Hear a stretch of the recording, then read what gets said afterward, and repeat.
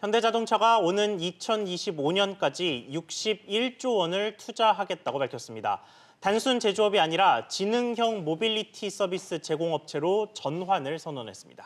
이런 가운데 노조의 새 지부장에 실리성향 후보가 당선되면서 그동안 파업 이미지가 강하던 노조 활동에 변화가 예상됩니다.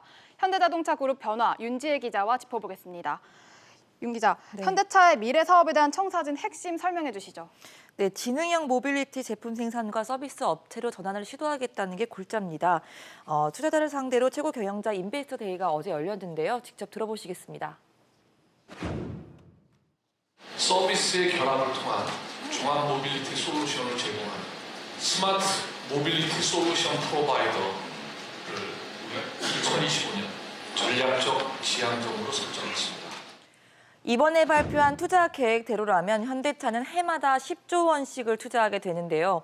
현대차의 지난해와 올해 연간 투자액이 6조에서 7조 원대 사이였으니까 이번 전략을 위해서 50%가량 투자금을 늘리는 셈입니다. 투자금 가운데 41조 원은 제품과 경상 투자 등 기존 사업에 투자를 해서 자동차 사업의 영업이익률을 8%까지 올리겠다고 밝혔습니다. 나머지 20조 원은 미래 사업 역량 확보에 쓰일 예정입니다. 네, 그리고 이 지능형 모빌리티 서비스로 사업 구조를 바꾸겠다라고 이야기를 하던데 네. 이게 뭐 의미가 어떤 겁니까? 네, 그간 정의선 현대차 그룹 수석 부회장은 이 모빌리티 서비스 업체로의 전환에 대해서 강조를 계속 해왔습니다. 예. 이번에 다소 달라졌다고 볼 수 있는 점은 지능이라는 문구입니다. 이동수단의 전동화라고도 볼 수 있는데요. 예. 지금까지 만들어온 엔진 달린 자동차뿐만 아니라 수소와 전기차와 개인용 비행체 그리고 초단거리 개인 이동수단 등으로 확장을 하겠다는 계획입니다. 특히 도심의 항공 모빌리티 플랫폼 사업으로까지 발전시키겠다는 원대한 계획까지 드러냈는데요. 예. 북미에선 4단계 이상 자율주행차 상용화를 위해서 카쉐어링과 로보택시 실증 사업을 전개할 계획입니다.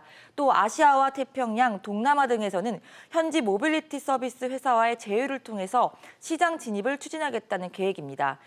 고급 브랜드 제네시스는 2021년 전기차 등 친환경차 라인도 출시가 되는데요. 예. 주주 친화적 계획도 나왔는데 3천억 원어치의 자사주를 매입해서 주가를 끌어올리겠다고 밝혔습니다. 네, 이렇게 자동차 업계 환경이 급변하는 데 따른 위기감 때문인지 현대차 노조도 변화를 맞았다고요. 네, 현대차의 새로운 지부장이 선출됐습니다. 그런데 강송 후보를 제치고 실리와 중도 성향의 후보가 당선이 됐습니다. 현대차 노조가 이 8대 임원 선거 개표를 한 결과 이상수 후보가 당선됐다고 밝혔는데요. 국내 최대 규모인 현대자동차 노조에서 이 중도파 실리 성향으로 후보 당선이 된 게 6년 만입니다. 네, 이 현대차 노조가 사실 그동안은 좀 강성이다 뭐 이런 식의 이미지가 많았었는데 그러면 이 노조의 기조에도 좀 변화가 올 거다 이렇게 기대를 해봐도 될까요? 네, 그렇습니다. 이번 결과에는 이 강경투쟁만이 살 길이 아니다. 이런 절박함이 담겨 있기 때문인데요. 예. 글로벌 자동차 업계가 이 내연기관에서 자율주행차나 전기차로 이 전환을 하고 있으면서 글로벌 대규모 구조조정까지 지금 일어나고 있는 상황입니다.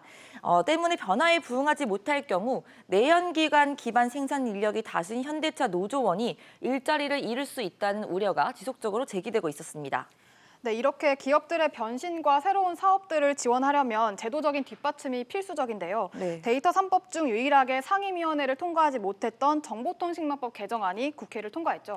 네, 국회 과학기술정보방송통신위원회는 전체 회의에서 이 정보통신망법 개정안을 의결했다고 밝혔습니다. 이로써 데이터 3법 모두 국회 통과에 청신호가 켜진 건데요.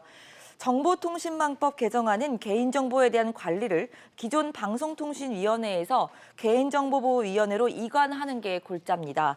이제 데이터 3법이 모두 국회 본회의에서 통과가 되면 정부와 기업의 데이터 경제 활성화 정책과 사업도 본격적으로 시동이 걸릴 것으로 예상되고 있습니다. 네, 윤 기자 이야기 잘 들었습니다.